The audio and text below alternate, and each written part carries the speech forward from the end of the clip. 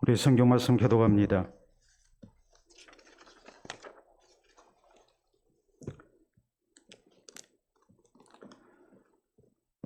베드로전서 1장 18절에서 마지막 25절 말씀 교독합니다. 너희가 알거니와 너희 조상이 물려준 헛된 행실에서 대속함을 받은 것은 은이나 금같이 없어질 것으로 된 것이 아니요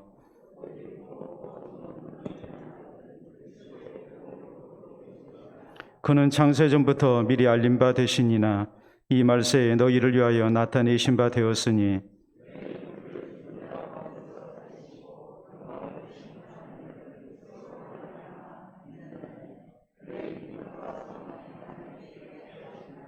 너희가 진리를 순종함으로 너희 영혼을 깨끗하게 하여 거짓이 없이 형제를 사랑하기에 이르렀으니 마음으로 뜨겁게 서로 사랑하라.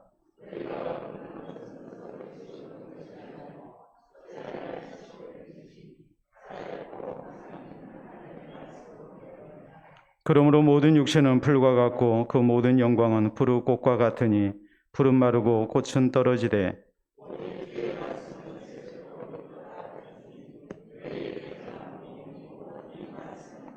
아멘. 기도하고 말씀 받도록 합니다. 하나님 아버지 감사합니다. 오늘도 하나님의 말씀을 우리가 그리워하며 또 우리를 향하신 주의 음성을 듣기를 원합니다.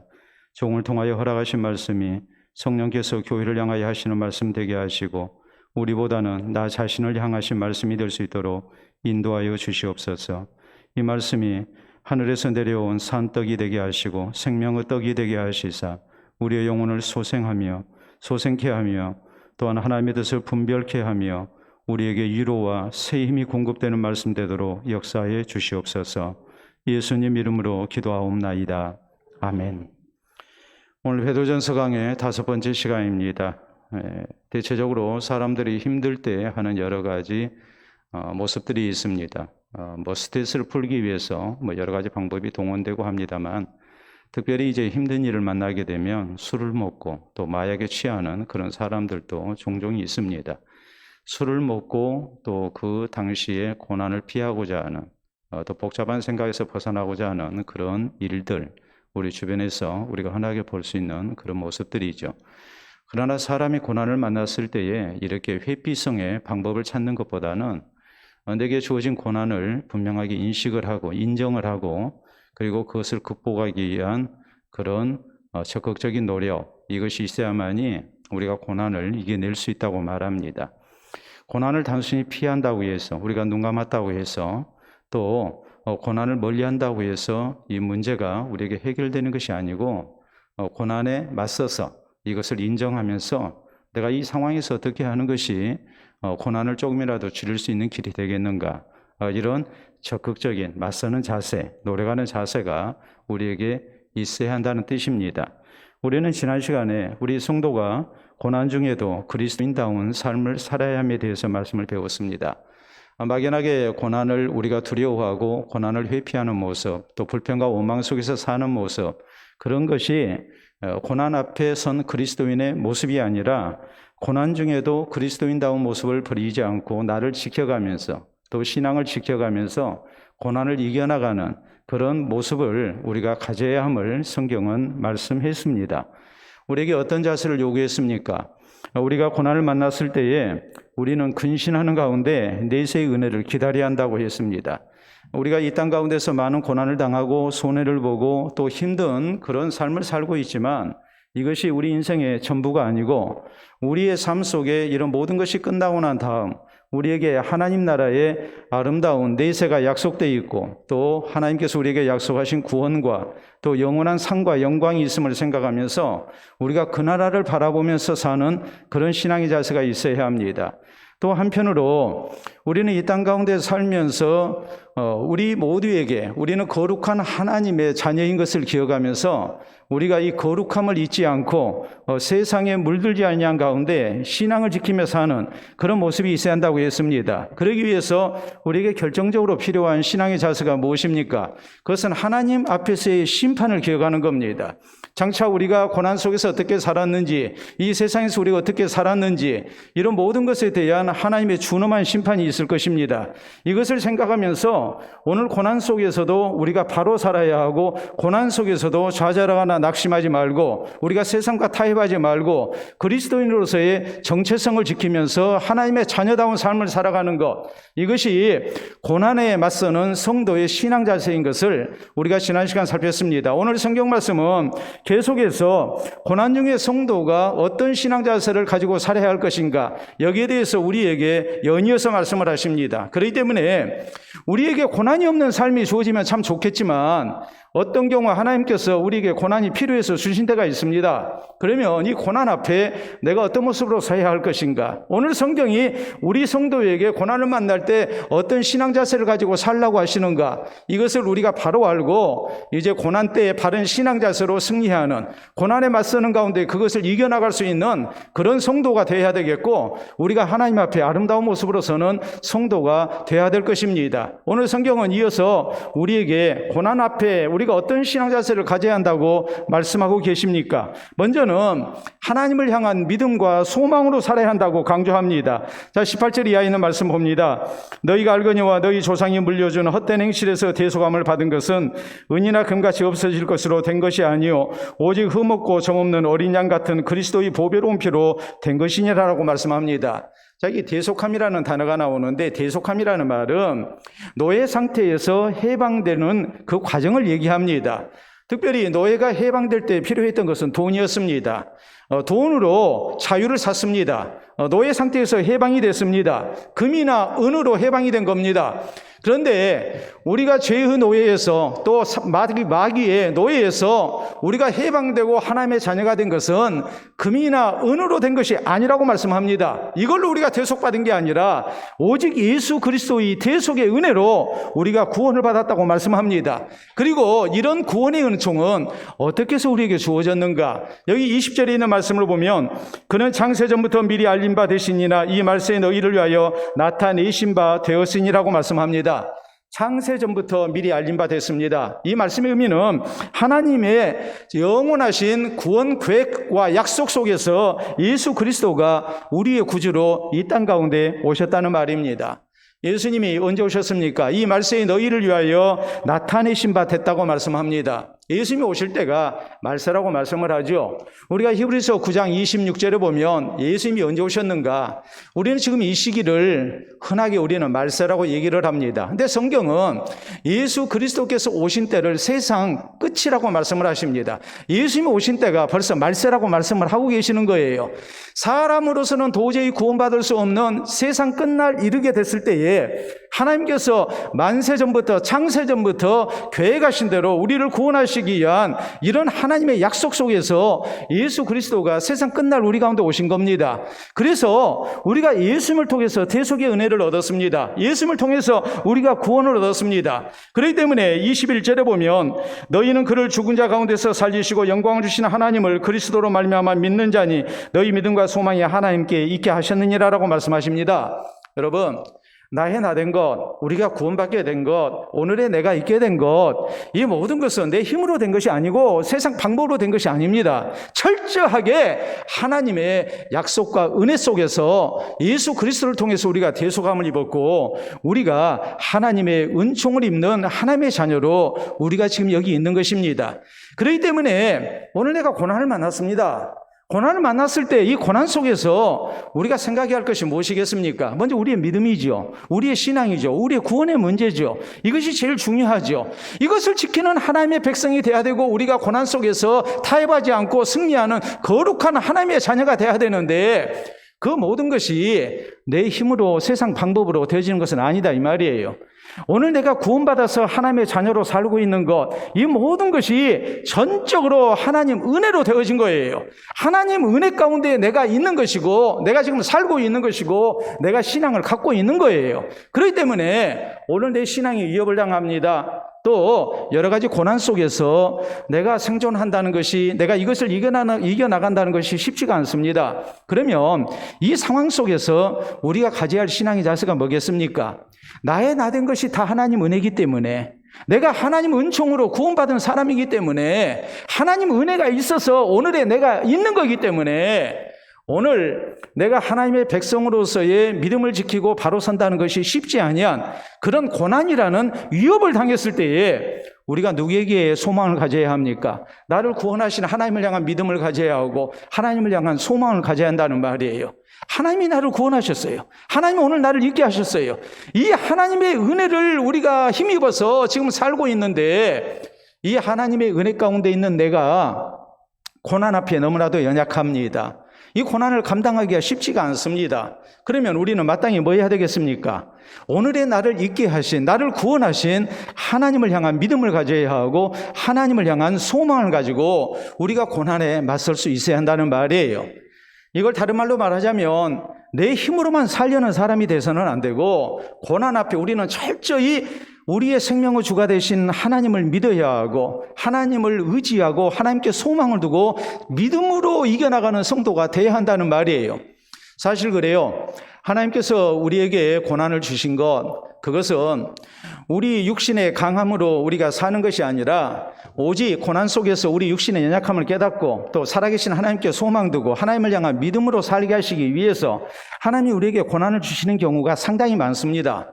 그렇기 때문에 고린도후서 1장 8절로 9절에 사도 바울은 이렇게 말씀합니다. 형제들아, 우리가 아시아에서 당하는 환난을 너희가 모르기를 원치 아니하노니 우리는 힘에 겹도록 심한 고난을 당하여 마음의 사형 선고를 받은 줄 알았으니 이는 우리로 자기를 의지하지 말고 오직 죽은 자를 다시 살리시는 하나님만 의지하게 하려 하심이라라고 말씀하고 있거든요.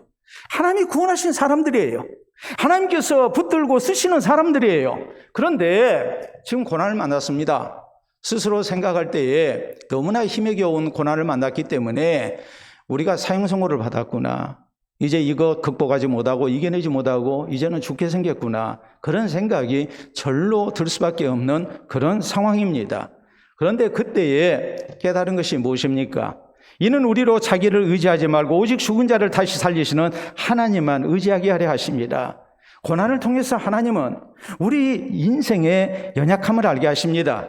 그리고 살아계신 하나님의 믿음과 하나님을 향한 믿음과 소망을 갖기를 원하십니다. 그렇기 때문에 우리가 고난 앞에서 오늘의 내가 있게 된 것은 철저하게 하나님의 은혜라는 사실을 알고, 우리는 고난을 만날 때 더욱 하나님을 믿어야 하고 또 하나님께 소망을 가지고 사는 성도가 되어야 한다는 뜻입니다.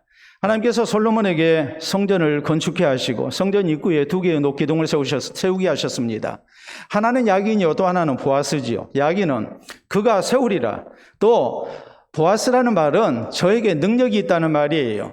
살아계신 하나님께서 광야 생활 이스라엘 백성들 인도하실 때에 구름 기둥과 불 기둥으로 인도한 것처럼 전능하신 하나님이 우리의 삶의 주인 되심을 알고 내 삶을 세우시는 분이신 것을 알고 우리가 하나님을 바라고 하나님께 소망 두고 하나님 의지하고 살 것을 하나님께서 그렇게 요구를 하신 것입니다. 그렇기 때문에 우리가 역대하 20장에 보면 여호사밧의 기도를 통해서 우리는 고난 앞에 우리가 가져야 할 하나님을 향한 믿음과 소망이 어떤 모습이 되어야 되는가 하는 것을 우리가 분명히 알 수 있어요. 모압과 암몬과 마온 족속들이 연합해서 쳐들어왔습니다. 그때 여호사밧은 백성들을 성전에 모이게 하고 금식을 선포하고 하나님께 그렇게 기도합니다. 하나님께서 과거 솔로몬 왕에게 이 성전을 건축해 하시고 너희가 어려운 일을 만나면 이 성전에 나와 하나님께 기도하게 하셨습니다. 그러면 하나님이 구원해 주신다고 약속하셨습니다. 그러므로 우리가 이 국난을 당해서 이렇게 하나님 앞에 모였습니다. 그러면서 그 기도의 핵심은 뭐였습니까? 우리가 이 많은 무리를 물리칠 능력이 없고 어떻게 할 방법도 알지 못합니다. 그러므로 우리는 오직 주만 바라봅니다 라고 고백합니다. 고난 앞에서 하나님께서 고난을 만났을 때에 마땅히 하나님을 찾고 하나님을 믿고 의지하는 가운데 하나님께 소망 두라 하신 그 하나님의 약속을 붙들고 하나님 앞에 간절히 기도한 거예요. 그럴 때 하나님께서 이 전쟁은 너에게 속한 것이 아니오 너에게 속한 것이다. 그래서 하나님께서 놀라운 승리를 저희에게 허락하시죠.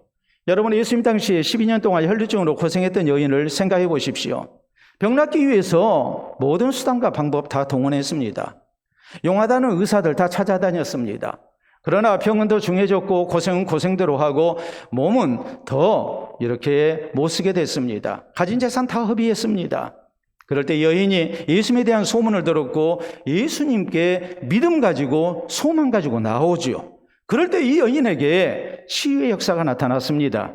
우리가 고난 앞에서 어떤 신앙의 자세를 가져야 할 것인가, 이걸 우리에게 말씀하고 있는 거예요. 유대인의 지혜서인 탈무드에 이런 얘기가 나옵니다. 랍비가 제자들 모아놓고 가장 간절한 기도는 어떤 모습이겠느냐 이렇게 물었어요. 그럴 때에 한 제자가 먼저 대답합니다. 무릎 꿇고 하나님께 하는 기도입니다. 또 다른 제자가 두 손을 높이 들고 하늘을 우러러 기도하는 모습입니다 그랬어요.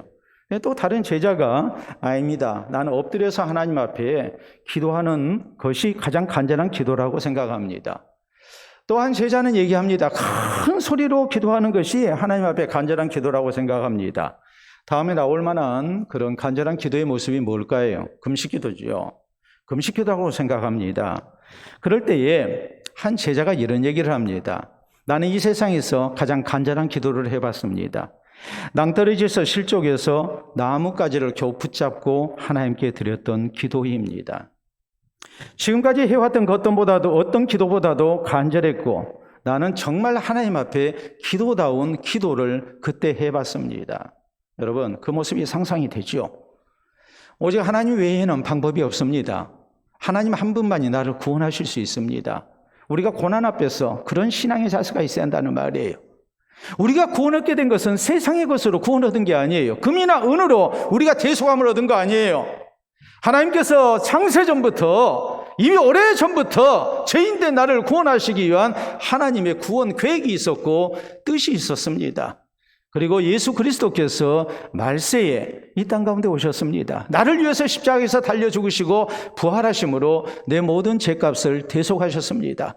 내가 살고 있는 것이, 내가 존재하고 있는 것이 철저하게 하나부터 열까지 다 주님의 은혜란 말이에요. 그렇다면 고난을 만났을 때 우리가 어떤 신앙 자세를 가져야 되겠습니까? 아무리 그 고난이 크다 할지라도 우리는 이 고난을 이기게 하시는 분은 하나님이신 것을 생각하고 우리가 하나님을 믿어야 하고 하나님께 소망을 갖는 성도가 돼야 됩니다. 이 하나님을 향한 철저한 신앙의 자세로 우리가 고난을 이겨나가고 하나님의 은혜를 구하는 가운데 살아계신 하나님의 은혜를 체험하고 또 구원을 체험하는 그런 은혜가 우리에게 있기를 바랍니다. 자, 두 번째, 고난 앞에 우리 성도가 가져야 할 신앙의 자세는 무엇일까? 여기에 대해서 성경은 성도가 서로 사랑해야 한다고 말씀합니다. 자, 거기 이어지는 말씀 봅니다. 22절. 너희가 진리를 순종함으로 너희 영혼을 깨끗하게 하여 거짓이 없이 형제를 사랑하기에 이르렀으니 마음으로 뜨겁게 서로 사랑하라라고 말씀합니다.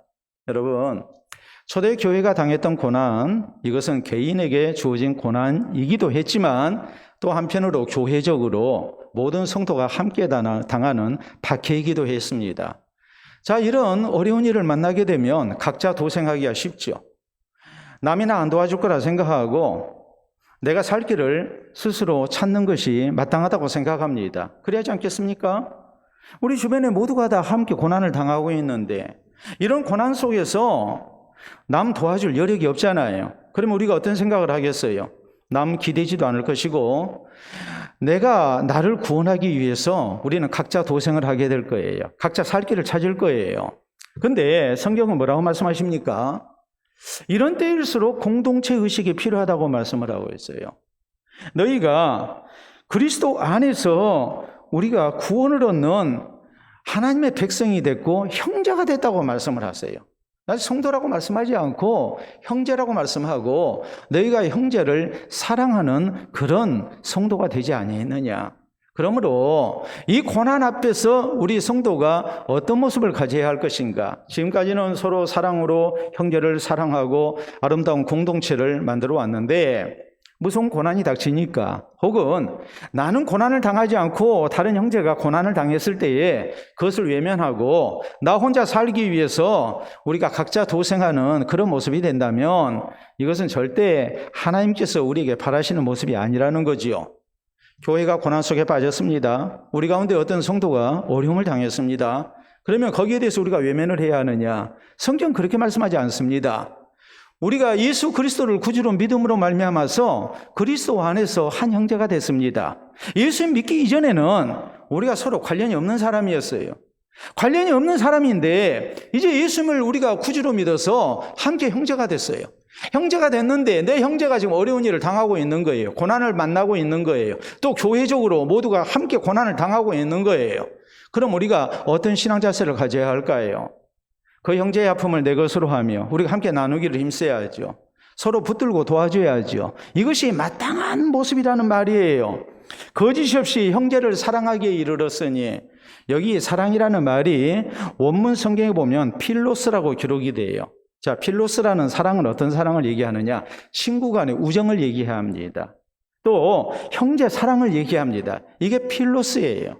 그런데 이어서 마음으로 뜨겁게 서로 사랑하라 했을 때 이 뒤에 나오는 뜨겁게 서로 사랑하라는 말은 아가페라고 기록이 되어 있어요.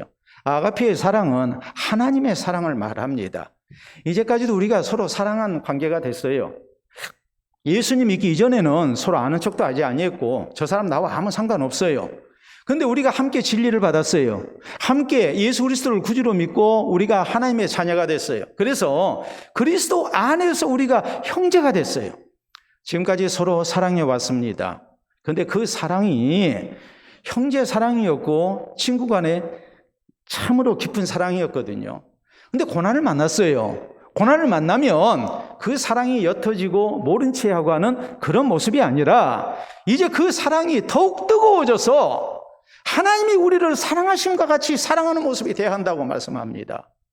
여러분, 고난 앞에서 우리의 사랑이 옅어지는 것이 아니라 고난 앞에서 우리의 사랑이 더욱 성숙되고 더욱 짙어진 모습을 가져야 한다고 말씀합니다. 그 이유가 뭐겠습니까? 고난의 때에는 우리가 서로 사랑해야만이 그것을 함께 이겨나갈 수 있기 때문에 그렇습니다. 삭막한 세상에서 우리가 고난을 만났을 때 아무도 나를 위로해 주지 않고 내게 관심 갖지 않고 나를 도와주지 아니한다면 우리가 얼마나 힘들겠습니까? 더구나 여러분 생각해 보세요. 그리스도인이 신앙으로 살다가 고난을 당했어요. 고난을 당했으면 누가 도와야 되겠습니까? 함께한 형제가 도와야죠. 그리스도 안에서 함께 구원받은 성도가 같이 도와야죠. 이것이 마땅한 일이죠. 그래서 이 고난을 이겨내는 그런 교회가 돼야 되고 또 우리 성도가 돼야 되고 다른 사람이 고난당한 사람이 그것을 이겨나갈 수 있도록 도와주는 성도가 돼야 한다는 말이에요. 그것이 우리 그리스도인이 고난의 시기를 이겨나가는 극복하는 하나님께서 우리에게 명령하신 중요한 방법인 것을 우리는 잊어서는 안 돼요.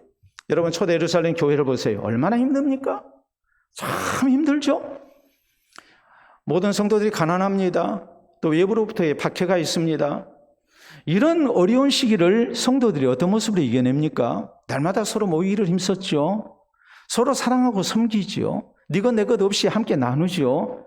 그 함께한 성도들의 뜨거운 사랑이, 마음을 다한 뜨거운 사랑이 박해의 시대를 이겨내게 했고 고난을 이겨내게 한 겁니다.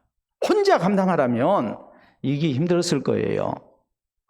또 우리가 사도행전 12장에 보면 초대 예루살렘 교회에 무서운 박해 사건이 일어납니다. 지도자인 야고보를 헤롯 왕이 잡아 죽였습니다.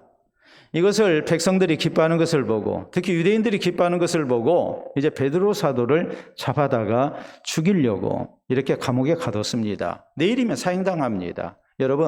여러분이 만약 그 상황이라면 어찌할 것 같습니까? 여러분 제가 잡혀서 순교의 제물이 됐고 다음으로 우리 박 목사님 잡아다가 감옥에 가뒀습니다. 그럼 여러분 무슨 계산을 할까요? 야 이거 교회 나가면 안 되겠구나. 교회 갔다가는 잡혀서 나도 죽겠구나. 이런 생각하고 성도들이 뿔뿔이 흩어지기가 쉽겠죠. 근데 초대 예루살렘 교회 성도는 그렇게 안 했어요.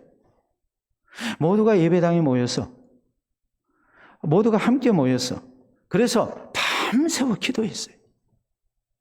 나 혼자 살자고 도망가지 않았어요. 함께 모여서 하나님의 은혜를 구했어요. 서로에게 위로가 되고 힘이 됐습니다. 함께 뜨겁게 기도합니다. 그럴 때 하나님의 구원 역사가 나타났습니다. 여러분, 성경은 데살로니가전서 5장 14절에 우리에게 이렇게 말씀합니다. 서로 돌아보아 우리 가운데 힘이 약한 자들을 붙들어주고 또 모든 사람을 대하여 오래 참으라고 말씀을 하고 있거든요. 우리의 신앙생활 속에서 만나는 많은 고난 속에서 우리 성도가 가져야 할 신앙의 자세, 그것은 서로 붙들고 도와주는 모습이에요. 힘이 연약한 자들을 위로하고 또 저희에게 도움을 주는 거란 말이에요. 격려하는 거란 말이에요. 어떤 경우 고난 속에서 참지 못하는 성도를 볼 때, 또 신앙생활 잘못하는 성도를 볼 때, 그때에도 우리에게 필요한 것은 끝까지 참아주고 기다려주는 모습입니다. 그 형제 사랑의 모습, 서로 뜨겁게 마음을 다해서 사랑하는 모습이 있어야 교회는 박해를 이겨낼 수 있는 것이고, 또 어려움 당한 성도가 고난을 능히 감당하고 이겨낼 수 있는 것이라는 것을 우리가 잊어서는 안 됩니다. 작년 2월 5일 제주시에서 있었던 일입니다. 80대 할아버지 한 분이 만기된 예금 2천만 원을 찾아서 집에 돌아가는 길이었습니다. 1,000만 원권 수표와 5만 원권 지폐, 그리고 1만 원권 지폐 해가지고 그것을 가지고 돌아가다가 외토 호주머니에 보관을 했는데 그걸 분실하고 말았어요. 근데 본인은 까마득하게 모르는 거예요. 근데 그날 강한 바람이 불어서 이 현금 뭉치가 수표와 함께 사방으로 날려버리고 말았어요. 자, 여러분 길을 가시는데 막 지폐가 날아다닌다고 생각을 해보세요. 이거 횡재라고 생각해야 되겠습니까? 아니면 누군가가 돈을 잃었구나라고 생각을 해야 되겠습니까? 그것을 본 시민들이 너도 나도 달려들어서 수표와 그리고 현금을 주었습니다. 근데 문제는 잃어버린 본인은 전혀 모르고 갈 길 가버린 거예요. 근데 그 모든 것을 주워서 파출소에 신고를 했어요.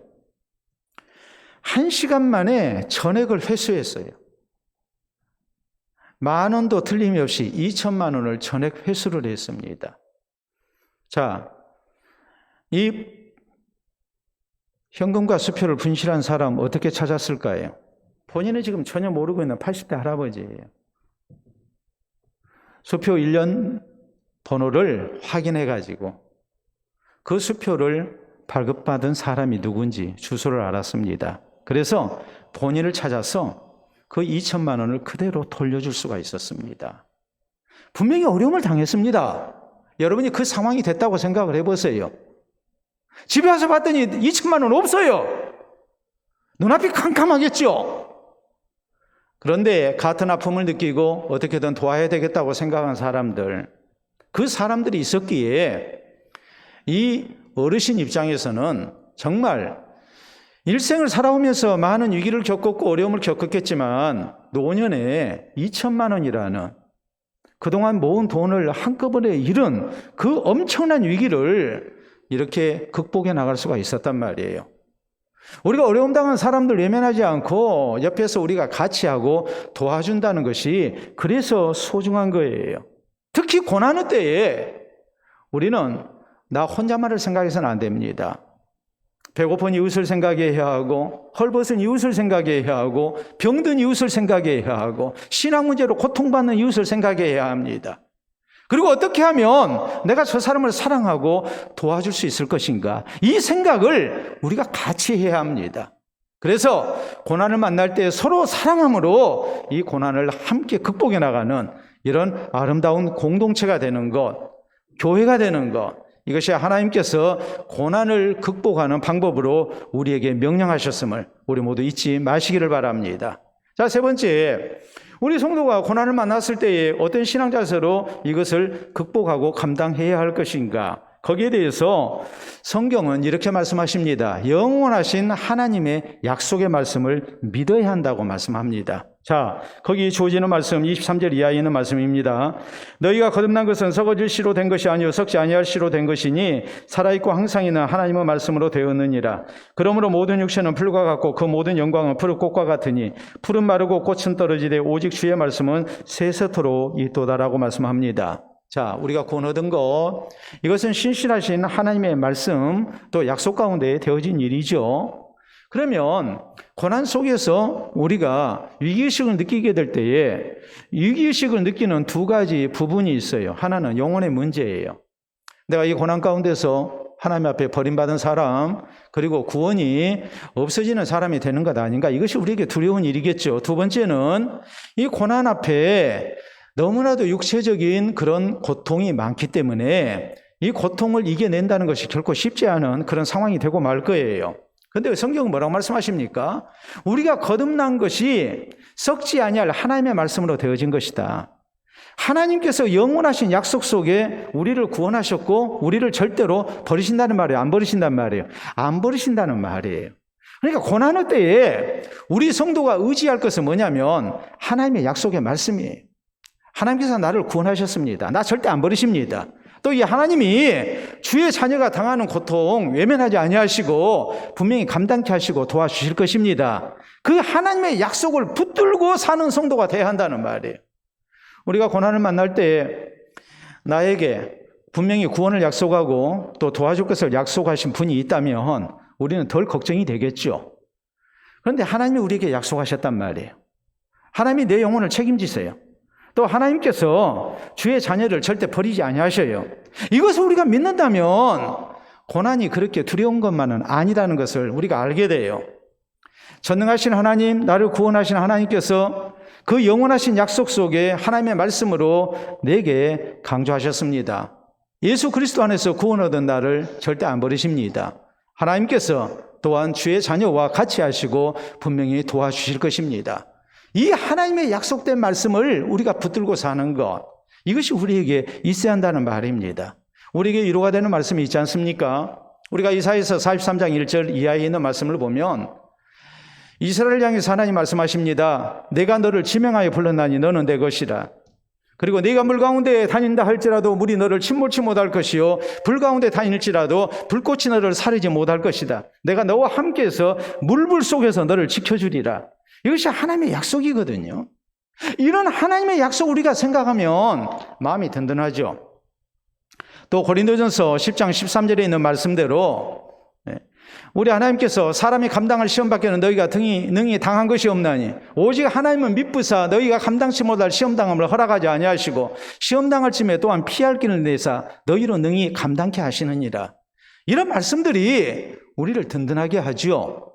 또 우리가 로마서 8장 32절 이하에 있는 말씀을 보면 우리에게 환난이나 박해나 위협이나 칼이나 적신이나 이런 많은 박해가 고난이 우리를 괴롭힌다 할지라도 이 모든 일에 우리를 사랑하신 이로 말미암아 우리가 넉넉히 이기는 이라라고 말씀합니다. 하나님의 약속을 붙들고 사는 것이 우리에게 고난의 때에 더욱더 필요하다는 말이에요. 여러분, 우리가 성경에 그런 대목이 나옵니다. 창세기 26장에 이삭이 블레셋 사람들의 땅으로 이주했습니다. 그런데 그때에 거기에 흉년이 들었습니다. 잘못 들어온 거죠. 고민이 됩니다. 내가 여기 이사 잘못 왔구나. 떠나야 되겠구나. 근데 하나님께서 이삭에게 나타나셔서 말씀하십니다. 너 애굽으로 가지 마라. 사람들이 양식 있는 애굽으로 이주합니다. 너 그냥 여기 그냥 살아라. 내가 네게 너와 함께서 복을 주겠다. 그리고 왜 하나님이 이삭에게 복을 주시는지 그 이유를 말씀하십니다. 그게 뭐였습니까? 우리가 성경에 보면 네 아버지 아브라함이 나를 믿고 내 말에 순종했기 때문에 아들인 너에게 내가 복을 주겠다. 하나님이 약속하십니다. 이삭이 그 하나님의 약속을 붙들고 살죠. 흉년 들어서 사람들 농사 포기하고 애굽으로 이주하고 있는 그런 상황 속에서 이삭은 하나님의 약속을 붙들고 농사를 지었습니다. 그때 하나님께서 이삭과 같이 하셨고 100배나 얻도록 놀라운 결실을 허락하십니다. 블레셋 사람들이 배가 아파서 견디지를 못합니다. 결국 이삭이 우물을 빼앗습니다. 농사 못 짓게 합니다. 이삭이 그냥 깨끗이 양보하죠. 3번이나 그랬어요. 그렇게 했던 이유가 뭘까요? 하나님 약속이잖아요. 하나님께서 하시는 약속이 네 아버지 아브라함이 나를 믿고 내 말 순종했기 때문에 내가 아들이 네게 복을 준다. 너 이 땅 떠나지 마라. 여기서 그냥 눌러 살아라. 내가 분명히 책임져 준다. 그 하나님의 약속을 붙들고 이삭은 계속 농사를 짓습니다. 거기서 목축을 합니다. 여러 가지 삶의 여건이 좋지 못하고 무서운 박해가 주어졌지만 그는 조금도 흔들리지 않았습니다. 잘 될 수밖에 없죠. 왜요? 하나님은 신실하신 하나님이시고 전능하신 하나님이시기 때문에. 나중에 블레셋 사람들이 이삭을 찾아옵니다. 그리고서 왕과 군대 장관이 찾아와서 이삭이 한 말이 무엇입니까? 여호와께서 너와 함께 하심을 우리가 분명히 보았다. 너는 여호와께 복받은 자다. 하나님의 약속을 붙들고 사니까 틀림이 없었어요. 여러분, 요셉이 그랬어요. 요셉은 젊은 날 계시적인 꿈을 꿨습니다. 하나님께서 그를 존귀한 자가 되게 하시는 꿈이었습니다. 그러나 그가 만난 현실은 그게 아니었습니다. 애굽의 노예로 팔려가죠. 억울하게 감옥 생활하죠. 얼마나 힘들었을까요? 근데 요셉이 그 모든 것을 이겨내거든요. 이렇게 이겨낸 요셉의 모습을 우리가 시편 105편 17절에서 19절은 이렇게 말씀합니다. 요셉이 종으로 팔렸도다. 그의 발은 착고를 차고 그의 몸은 쇠사슬에 매였으니 곧 여호와의 말씀이 응할 때까지라. 그의 말씀이 그를 단련하였도다라고 말씀합니다. 오늘 내가 억울한 일 당해서 이렇게 노예로 팔리고 발에 착고가 채이고 감옥살이하고 너무나도 풀리지 않습니다. 그래도 그가 흔들리지 아니에요. 성경은 뭐라고 말씀하십니까? 하나님의 말씀이 그를 단련하였다. 하나님의 말씀이 응할 때까지. 분명히 신실하신 하나님이 주신 약속이기 때문에 하나님은 그 약속을 지키실 것이다. 그리고 하나님의 말씀이 그를 단련하는 가운데 그 말씀이 응할 때까지 요셉은 모든 좋지 못한 환경을 이겨냈습니다. 박해를 이겨냈고 고난 가운데 승리하는 사람이 됐습니다. 우리가 흔히 쓰는 말 가운데 D-Day라는 말이 있습니다. D-Day라는 것은 어떤 작전과 계획을 변경시키기 위한 개시일을 얘기할 때 그럴 때에 D-Day라는 용어를 사용합니다. D-Day라는 말은 1944년 6월 6일 노르망디 상륙작전을 연합군이 펼 때에 최초로 등장한 용어입니다. 작전 개시일이거든요. 상황을 변화시키기 위해서. 자, 이런 상황 속에서 연합군이 노르망디에 상륙을 하죠. 그리고 엄청난 대가를 지불하죠. 결국 그 상륙작전을 성공을 했고 전세를 역전시켰고 그리고 연합군의 승리로 2차 세계대전은 끝납니다. 2차 세계대전이 끝났을 때 연합군은 그날을 또 뭐라고 불렀느냐? V-Day라고 불렀어요. V-Day는 빅토리 데이, 승리의 날이라는 말입니다. 참 힘들어요. 전세를 역전시키기 위해서 새로운 작전을 개시했지만 그렇다고 해서 승리가 완전하게 보장된 건 아니에요. 힘들어요. 힘들지만 그 고난을 묵묵히 이겨내고 V-Day가 있을 것이라는 것을 믿고 나아갔을 때 연합군은 승리할 수 있었어요. 여러분, 성경에 초대교회 성도들은 서로 인사할 때 마라나타라고 불렀습니다. 마라나타라는 말은 주께서 곧 오십니다거든요. 이 말씀은 요한계시록 22장 맨 마지막에 주님이 하신 약속입니다. 내가 속히 오리라. 초대교회 성도들이 무지무지한 고난과 박해를 당했을 때에 성도들은 서로 마라나타라고 위로했습니다. 그 말의 뜻이 뭐겠습니까? 주님이 곧 오십니다. 주님이 우리를 도와주실 것입니다. 우리에게 승리의 날이 있을 것입니다. 왜요? 이것은 사도들의 가르침이 아니에요. 신실하신 우리 주님께서 하신 약속의 말씀이었어요.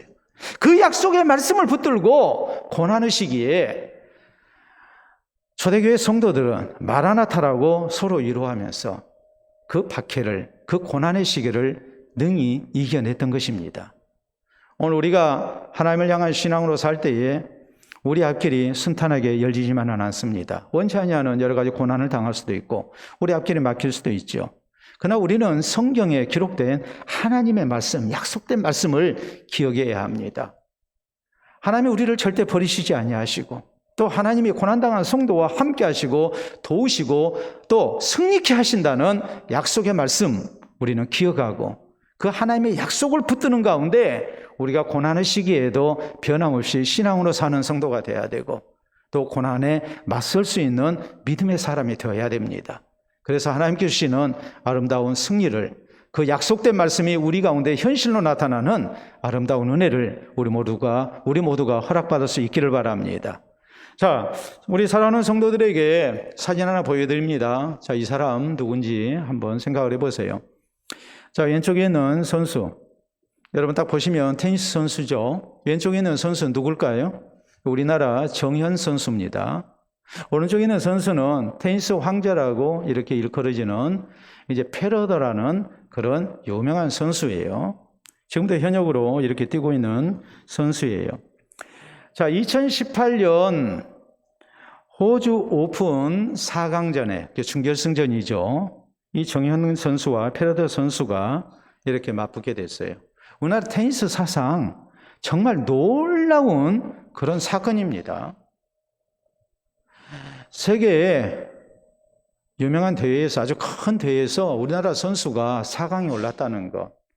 더구나 정현이라는 나이 어린 선수가 테니스 황제인 페더러와 준결승전에서 이렇게 붙었다는 것은 정말 앞으로 우리나라 테니스 역사에 그런 날이 올까?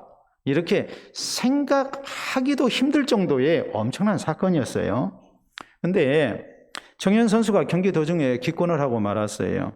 왜냐하면 발바닥에 부상을 입었기 때문입니다. 그래서 큰 아쉬움이 이렇게 들 수밖에 없었죠. 이 대회에서 페더러 선수가 우승을 했습니다. 그러니까 더 아쉬움이 컸죠. 야, 정현 선수가 부상 안 당하고 계속 해서 만약에 페더러 선수를 이겼다면 이거 우승도 바라볼 수 있었던 거 아니냐, 이런 아쉬움이 다 들 수밖에 없어요. 그런데 정현 선수가 그날 저녁에 SNS에 왜 자신이 기권할 수밖에 없었는가, 그 이유를 밝혔어요. 그것이 많은 국민들과 전 세계 테니스 팬들에게 감동이 됐어요. 그 이렇게 썼어요. 오늘 저녁 제가 할 수 있는 최선을 다했습니다. 경기를 포기하기 전 많은 생각을 했습니다. 많은 팬분들 앞에서, 훌륭한 선수 앞에서 내가 100%를 보여주지 못하는 건 선수로서 예의가 아닌 것 같아서 힘든 결정을 내렸습니다. 며칠 뒤에 있을 결승전에 페더러 선수에게 행운이 있기를 그랬어요. 내가 최선을 다할 수 없는 그런 상황에서 경기를 계속한다는 것은 상대방에 대한 또 세계 테니스의 많은 팬들에게 예의가 아니라고 생각을 한 거죠. 그래서 기권을 했다고 그랬어요. 그런데 그 옆에 이런 사진을 덧붙였어요. 자, 보겠습니다. 저게 정현 선수의 당시 발의 상태입니다. 여러분, 테니스는 손으로 하는 운동이 아닙니다. 발로 하는 운동입니다. 축구처럼 발로 공을 차지는 않지만 구석구석을 찌르는 상대방의 공격을 뛰어가면서 좌우로 받아내야 합니다. 또 전후로 뛰면서 받아내야 하죠. 그러니까 발이 저 상태가 되고 마는 거예요. 우리가 생각할 때는 테니스 선수들이 유니폼 입고 경기를 하니까 멋있어 보이죠. 근데 저런 고통이 있는 거예요. 저 발이 될 지경까지 뛰었다는 것이 놀랍지 않습니까? 저 선수에게 누가 돌을 던지겠습니까? 왜 끝까지 최선을 다하지 아니했냐고 누가 비난을 하겠습니까? 의료진이 그에게 물었습니다. 통증 지수를 놓고 볼 때 우리가 수술하면 통증 지수라는 것을 재죠. 1번부터 10번까지 얼굴 표정으로 이렇게 나와 있잖아요. 사람 따라 차이는 있지만 1번부터 10번까지 통증 지수를 놓고 볼 때에 몇 번 정도로 고통스럽습니까? 이렇게 정현 선수에게 물었을 때에 정현 선수는 이런 대답을 했습니다. 15입니다. 1번부터 10번까지 10번이 최고인데 그보다도 훨씬 더 나는 고통스러웠습니다. 그걸 참아내고 경기를 하고 도저히 더 이상 감당할 수 없는 지경이 됐을 때 이건 상대방에 대한 또 팬들에 대한 예의가 아니다 생각하고 그는 기권이라는 결정을 내린 겁니다. 아무도 그를 욕하지 않았습니다. 오히려 저 고통 속에서 끝까지 최선을 다한 모습이 그가 비록 우승을 하지 못했다 할지라도 그것만으로도 우리에게 위로가 되고 힘이 되는 또 충분한 보상이 되는 그런 아름다운 모습이었다는 것, 이것을 누가 부인할 수 있겠습니까? 사랑하는 성도 여러분, 우리 성도의 신앙생활 항상 순탄하지만은 않습니다. 어떤 경우 우리는 원치 않은 고난을 당할 수도 있습니다. 하나님께서 필요해서 우리에게 주시는 고난이라고 생각할 때에 이 고난 앞에 우리는 속절없이 무너지는 사람이 돼서는 안 됩니다. 최선을 다해야 합니다. 오늘 성경 말씀을 통해서 우리 성도가 가져야 할 최선은 무엇일까요? 고난 앞에서 우리는 나의 구원받은 내 모습, 오늘의 내가 있기까지 철저하게 하나님 은혜에 의해서 내가 있게 됐다는 것을 생각하고 이 고난 앞에서도 우리는 나를 의지하기보다는 하나님을 찾고 하나님을 의지하는 성도가 되어야 됩니다. 고난의 때일수록 우리는 서로 사랑해야 합니다. 서로에게 위로가 되고 격려가 되어야 됩니다. 그리고 우리는 변치 않는 하나님의 약속의 말씀을 붙들고 하나님께서 분명히 함께 하시고 나를 붙드시고 이겨내게 하실 것이라고 감당케 하실 것이라고 믿고 우리가 끝까지 신앙으로 사는 성도가 되어야 됩니다. 이 모습으로 살아서 우리 하나님의 약속 가운데 믿음을 지키고 또 승리하는 우리 모든 성도들이 될 수 있기를 바랍니다. 우리 함께 기도합니다. 오늘 고난 앞에 우리가 가져야 할 신앙의 자세, 불평과 원망이 아니라 낙심과 포기가 아니라 살아계신 하나님을 바라며 하나님을 붙들고 의지하며 서로 사랑하며 격려하고 돕는 가운데 하나님께서 약속하신 구원과 승리를 향해 나아가는 모습 되어야 함을 우리 잊지 말기를 바랍니다. 우리 함께 기도합시다.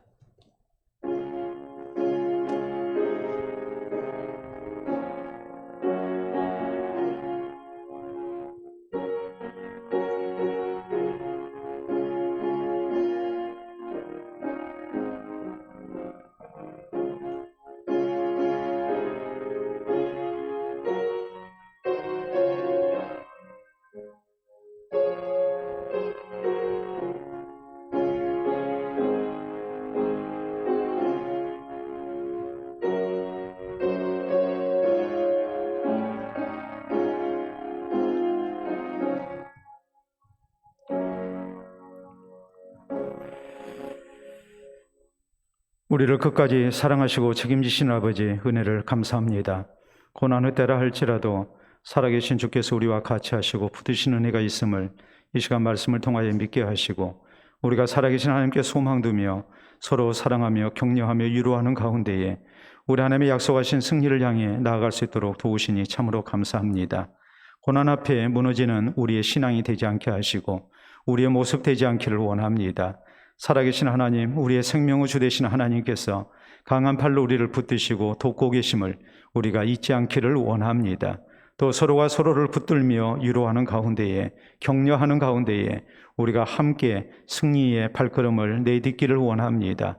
우리 사랑하는 성도들 고난 중에 그 신앙이 더욱 빛을 발하게 하시고 더욱 진실해지게 하시고 살아계신 하나님을 의지하는 가운데에 주께 주신 승리를 체험하는 역사가 있게 하여 주시옵소서.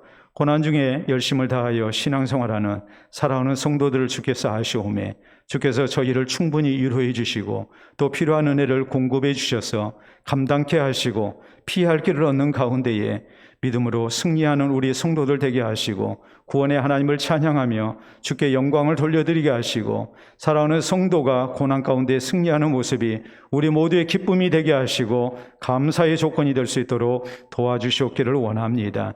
이 저녁도 주의 사랑하는 성도들 하나님의 강한 손으로 붙드시고 이제 세상을 향하여 나아갈 때에 변함없으신 주의 은혜 속에 물 가운데서도 불 가운데서도 함께 하시는 하나님의 은혜를 덧입게 하시고 승리하는 가운데 또 주님께 영광을 돌려드리는 우리 모두가 되게 해 주시옵소서. 감사하오며 예수님 이름으로 기도하옵나이다. 아멘.